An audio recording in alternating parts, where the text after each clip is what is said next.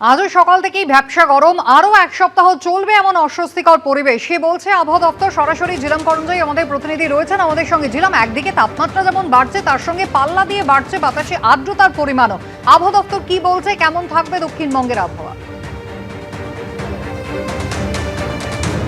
একদমই, আবহাওয়া দপ্তর যেটা জানাচ্ছে যে দক্ষিণবঙ্গ, কলকাতা সহ বিভিন্ন জায়গায় এই যে অস্বস্তিকর পরিবেশ এবং এই যে তাপমাত্রা সেটা একই রকম বজায় থাকবে।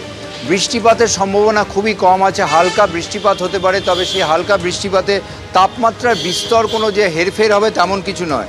নদিয়া, বাঁকুড়া, ঝাড়গ্রাম, পুরুলিয়া, পশ্চিম মেদিনীপুর সেখানে হালকা বৃষ্টি হতে পারে, তবে এতে আবার বলছি যে তাপমাত্রার কোনো হেরফের হবে না। এর পাশাপাশি যেটা বলা হচ্ছে যে পশ্চিমের জেলাগুলিতে 39 থেকে 40 ডিগ্রি তাপমাত্রা বজায় থাকবে। তবে মোটের ওপর এই যে তাপমাত্রা কলকাতা এবং আশপাশে 36 ডিগ্রির আশপাশেই থাকবে আগামী এক সপ্তাহ। 7 দিনের মধ্যে মাত্র 2 দিন বিক্ষিপ্ত বৃষ্টিপাত হতে পারে।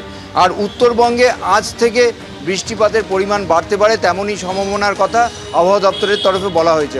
অর্থাৎ দক্ষিণবঙ্গে যে তাপমাত্রা, যে গরম আর অস্বস্তিকর পরিবেশ সেটা বজায় থাকবে আগামী এক সপ্তাহ। হালকা মাঝে বৃষ্টিপাত হলেও তাতে তাপমাত্রার কোনো হেরফের হবে না, এই অবধি আবহাওয়া দপ্তরের তরফ থেকে বলা হয়েছে। ধন্যবাদ।